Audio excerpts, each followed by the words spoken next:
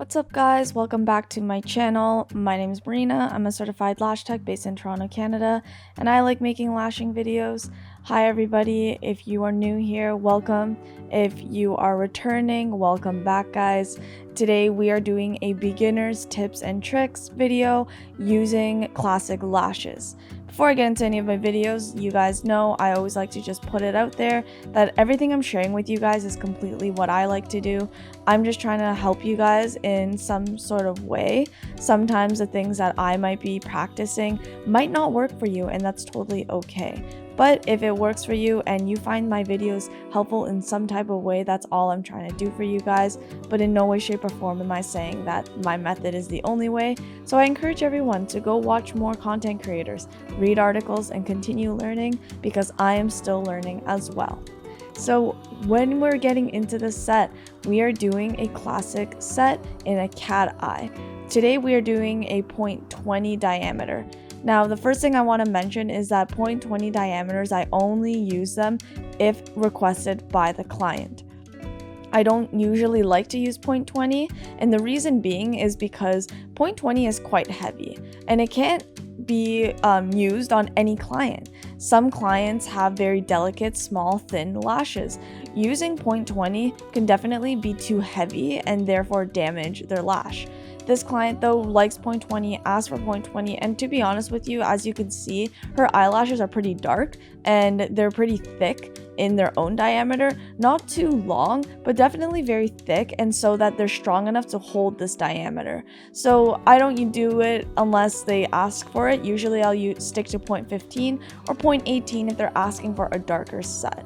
But again, unless they really want the 0.20, that's what I will give them. But always be wary, because the utmost rule that I follow is to make sure to keep the health of the natural lash, because at the end of the day, you don't want to feed into the stigma of lash extensions ruin eyelashes. They don't if you do it properly. So make sure to communicate with your client, let them know that if they have delicate lashes, 0.20 might not be the route that they want to take, but if they really want to, then the customer's always right. In my opinion, I always really focus on customer service. So if they really want the 0.20, I will give it to them, but I always let them know that this is why your lashes might not be growing at the rate that you want them to, or why you might find that they're damaged. So something to keep in mind when you are going to be using 0.20. So the first tip that I kind of wanted to really focus on is classic lashes are very different from using a hybrid or a volume or mega volume in the way that the fans kind of hide if you don't if you don't place the lash extension on the natural lash properly. It's okay kind of, because the fans blend everything together, and so you can't really see that they are twisting and turning. Now, even when I place my volume fans, I always like to make sure that my directional placement is on point. That's just because it's me, and I have been lashing for quite a while now, so I have those skills to be able to make sure that I have a clean set. But when you're doing hybrid and volume as a beginner, you can kind of get away with it if the fan is maybe kind of tilting to the right, tilting to the left, because they all simultaneously kind of clump together. Not clump, but they all kind of come together in the end of the set, and you can't really tell that it's leaning one way. Now, when we're looking at classic lashes are just individual extensions on each and every single eyelash. So if you have all these really organized lash extensions in classic lash, and for some reason one of the lashes are facing to the right and then the others are facing to the left, it is extremely visible to see which way those lashes are going, and then your set looks very messy, and that's something you want to avoid, right? You don't really want the lashes to look really messy at the end of it, because the point of lash extensions is to just have an extension of their natural lashes. Now, that's not to say though, sometimes people like that kind of textured look. If someone asks for textured classic lashes, by all means, go ahead, free-handed. You can have them going in different directions. But for me, when someone asks for a classic lash, I assume that they're looking for something clean, organized, and looking like you're kind of wearing falsies, but just like an extension of their natural lash, and that they're organized and all going one way. So directional placement is extremely important. How I avoid the crisscrossing, because not all of your natural lashes will be going the same way. So what I do is I skip that eyelash that is maybe facing the other way than all the other natural lashes. So if all the natural lashes are maybe leaning to the right, or right or left, depending on which eye you're focusing on at that time, but whatever way they're facing, I will skip that one eyelash to make sure that everything is in order. You can also use the end of your lash extension and just directionally kind of manipulate that lash extension to go the way that you want it. The only issue with doing that is that then the lash extension isn't fully adhering to the full eyelash, like the full natural lash. And when that happens, it can have some retention issues. But at the end of the day, if the person has a lot of eyelashes, you're not really missing out on much anyway. So even if that one does fall out, every other one, if the application is fully intact and you're getting that nice kind of magnetic connection between the lash extension and the natural lash, and most of that extension is adhering to the natural lash, then you're gonna have a great retention anyway, and that one eyelash will probably last a few days regardless, and that's totally okay. But I usually, depending on how much of the lash I can get onto the extension, will depend if I skip it or not. But most of the time I tend to just skip it anyway, because I don't really want to bother. And so yeah, that was my first tip, is focus on directional placement and having very organized lash extensions. At the very end, you will be able to see what I mean by that.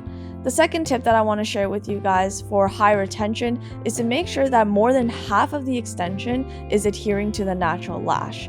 You want to make sure that you're getting that whole extension connected to that natural lash.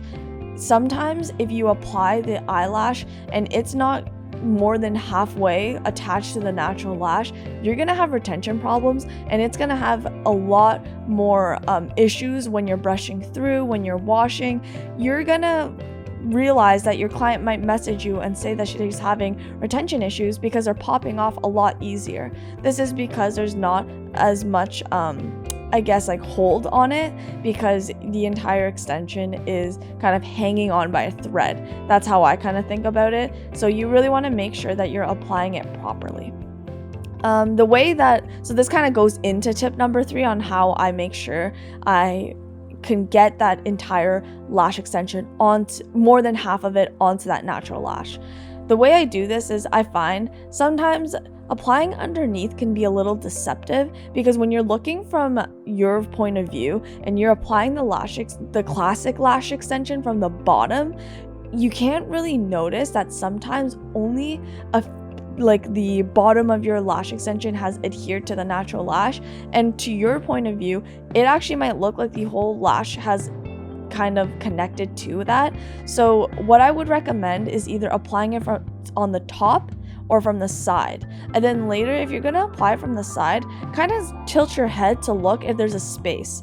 If there's like a space, because obviously some people's lashes go straight and the lash is curving. When you're applying it from the side, that curve in the extension might create a space between the natural lash and the extension. So make sure that there's no spaces, that the lash extension is on there more than halfway, and that the lash extension is not hanging on by a thread. Now, I really hope that makes sense. If you guys have any questions, please leave a comment and I will try my best to describe it to you guys. But I'll also put up images, hopefully to help you guys understand what I'm trying to say and what I'm trying to communicate to you guys. Because at the end of the day, you want your client leaving your lash room and their appointment being happy that they have, yes, it could look really pretty, but you want it to last. Because once your lashes last, that means that your client will definitely come back. So that's something to keep in mind and something that you would really want to focus on. Directional placement, having more than half the eyelash extension adhering to the natural lash, and how you're going to apply it will affect how long the retention will be. So try to focus on applying from the top and to the side, and perhaps maybe not so much with the classic lash applying it from the bottom. Now that is a different story with volume lashes, but that could be for another video. So these are just some tips that have worked for me and things that I really try to focus on when I'm doing classic lash extensions. Again, guys, if you have any questions or need clarification, please leave me a comment down below and I will message you back right away, or DM me. Follow my Instagram, check out my work. I've been doing lash extensions for a few years now, so I feel like I have enough experience to kind of understand and navigate how to do it in an efficient way and in a way that's gonna be lasting long and having your client be satisfied. Thanks so much, guys, for watching. If you're new here, thank you for watching through. It would mean the world to me if you would subscribe. If not, thanks for tuning in. It means the world. And also, if you are a returning subscriber, thank you guys for your support. This channel is constantly growing and it makes me extremely happy. So thank you, thank you, thank you. And I hope this was helpful in some type of way. Stay tuned till the very end to see the results of this classic lash cat eye extension. Look, sorry for that pause, I kind of got awkward at the end. But anyway, guys, I post every Sunday around 6:15 and I will see you guys next week. Thank you so much.